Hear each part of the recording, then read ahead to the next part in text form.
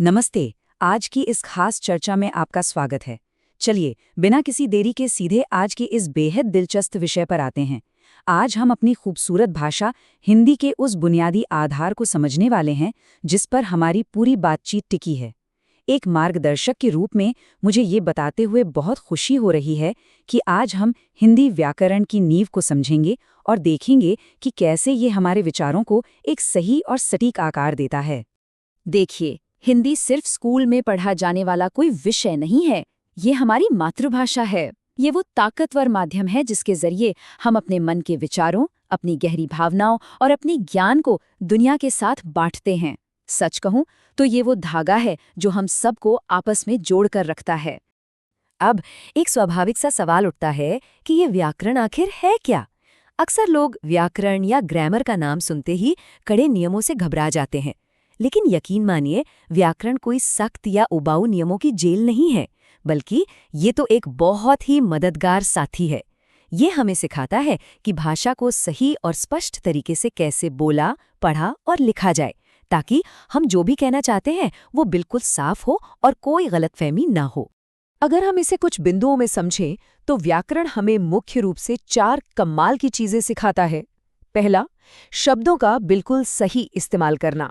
दूसरा, उन शब्दों को जोड़कर सही और अर्थपूर्ण वाक्य बनाना। तीसरा, भाषा की शुद्धता बनाए रखना। और चौथा, एकदम सही उच्चारण करना। अगर कोई भी इस भाषा में महारत हासिल करना चाहता है तो उसके लिए ये चारों बातें किसी सुपर पावर से कम नहीं हैं। तो चलिए, अब भाषा के उसी सबसे अहम हिस्से की ओर बढ़ते हैं जिससे ये पूरी भाषा बनी है। जी हाँ, हम बात कर रहे हैं वर्णमाला की, जो हमारी भाषा का असली आधार है। हमारी हिंदी वर्णमाला को आप एक बड़े परिवार की तरह देख सकते हैं, जो 2 अलग-अलग हिस्सों में बटा हुआ है। एक तरफ है स्वर और दूसरी तरफ है व्यंजन।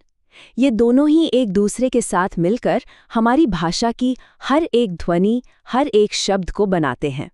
ये देखना वाकई बहुत दिलचस्प है कि कैसे ये दोनों एक बेहतरीन टीम की तरह काम करते हैं। आइए सबसे पहले अपने इस पहले ग्रुप से मिलते हैं।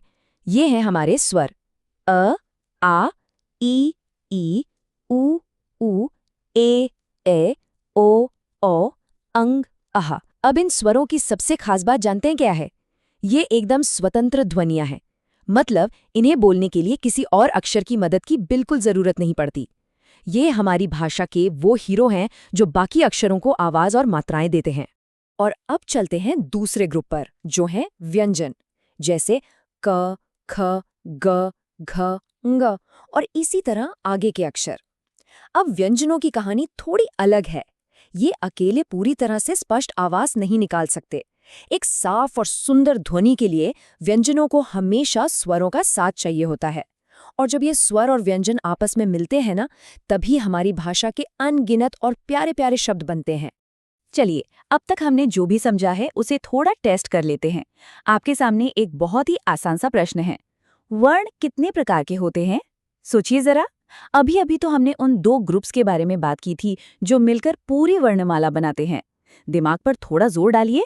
बिल्कुल सही जवाब है 2, यानी स्वर और व्यंजन। ये देखकर बहुत अच्छा लगता है कि हिंदी भाषा के इन बुनियादी तत्वों को समझना कितना आसान है ना? जब ये कॉन्सेप्ट क्लियर हो जाता है तो समझ लीजिए कि भाषा को सही तरीके से सीखने की पहली और सबसे बड़ी सीढ़ी आसानी से पार कर ली गई है।